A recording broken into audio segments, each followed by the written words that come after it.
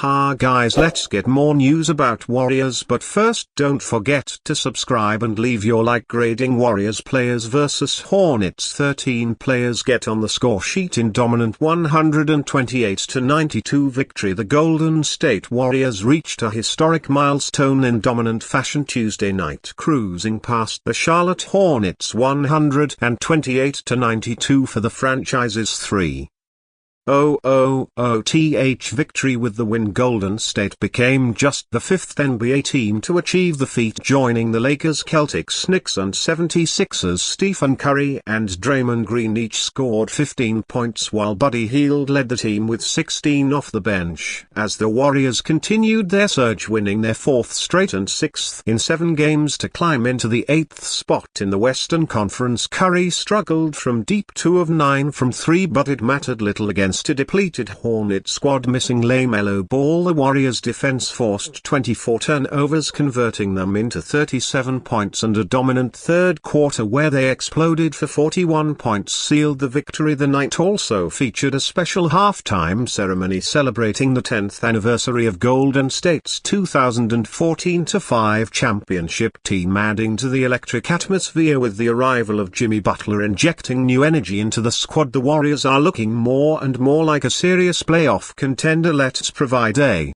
grade for every Warriors player for his performance on Tuesday night. Green played an all-around game in the Warriors' historic win, contributing 15 points, 6 rebounds, 6 assists, 3 steals and 2 blocks. He was an essential playmaker, distributing the ball efficiently and contributing to the Warriors' defensive dominance, helping them force 24 turnovers. His shooting, 6 of 12 from the field, was efficient, although he struggled from 3, 1 of 5. Green's leadership and versatility were on full display in this one, playing a key role in both the offensive and defensive efforts. Hield was a key contributor off the bench, leading the Warriors and scoring with 16 points on 6 of 11 shooting. He was particularly effective from 3-point range, hitting 4 of his 9 attempts. Hield also added 2 steals and a rebound, making him a valuable asset. During his 20 minutes of play, his scoring was crucial for the Warriors in maintaining their offensive firepower, and his plus 17 plus-minus highlighted his strong presence during his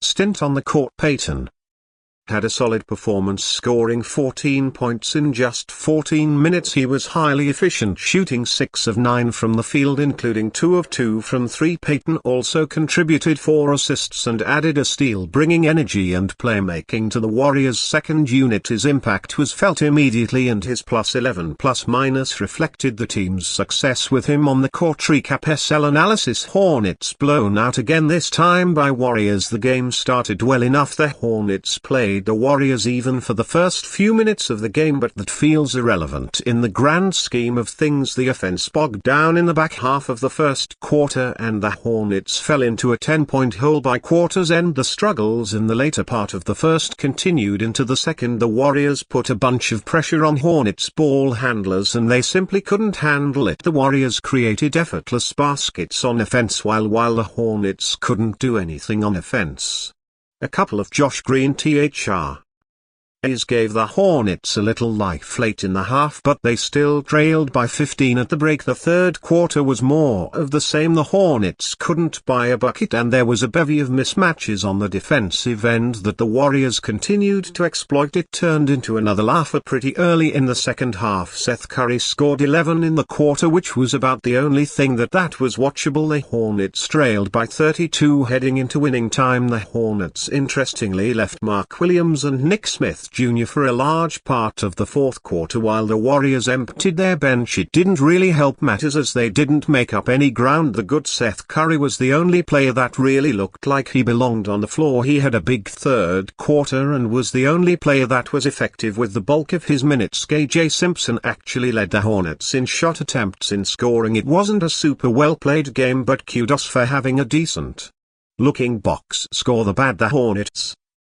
looked like a college team against defensive pressure. I don't know if I've ever seen an NBA game with so many live ball steals straight from a ball handler. The Warriors finished with 16 steals, and it seemed like the majority of them were the on-ball defender either stealing the dribble or deflecting the pass. Hopefully none of the backcourt players involved in this game will be a part of the plans next season, and tonight was an illustration why the Hornets were also completely overmatched defensively. They gave up 62 points in the paint, which probably doesn't fully capture how bad the defense was on the inside with regular players playing. Some of that is on the Hornets' bigs, but I found myself thinking that the perimeter defense was the bigger problem. The Hornets were put in help situations over and over again, either from guys getting beat off the dribble or size mismatches in the post. The Warriors would cut to the rim as soon as the help left them, which led to a whole heap of uncontested dunks and layups. The ball containment was horrendous. It doesn't feel right to single out any individuals for poor play. It was a pretty solid all-around team effort. It's now 3 straight games where the Hornets have been badly overmatched. It feels like this happens every time they have a big West Coast road trip. Helpfully this atrocious form ends when the road trip does. At least props to anyone who's continued paying attention. Warriors try to trade for Durant, but Star doesn't want a reunion with Curry and Green next Thursday.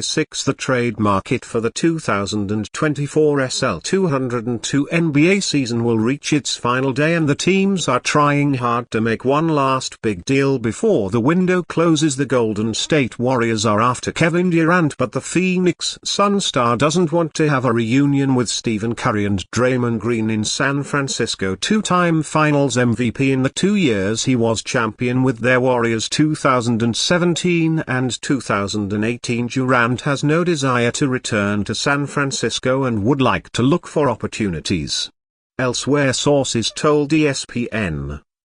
Now the Warriors should focus their efforts on another star. Jimmy Butler, who is currently involved in a soap opera with the Miami Heat, is one of the first on general manager Mike Dunleavy Jr.'s list of players to consider. In addition to his 2 titles and 2 finals MVPs with the Warriors, Durant was also the regular season MVP for the Oklahoma City Thunder in 2014 and was also selected 15 times for the All-Star Game, 6 times for the Allen second team, 5 times for the All-NBA second team, and was Rookie of the Year in 2008. Durant was selected among the 75 greatest players in NBA history in a lineup that celebrated the league's 75th anniversary. The reunion finally happened, and Luka Doncic was the star. The Slovenian led the Lakers to a 107-99 victory over the Mavericks, his former team, on Tuesday night. In addition, the star became only the 3rd player in NBA history to record a triple-double against every franchise in the league, but the player's tone during the press conference was not one of happiness. Doncic looked more relieved than anything else. And you fan, what do you think of Kevin Durant's situation? Leave your opinion in the comments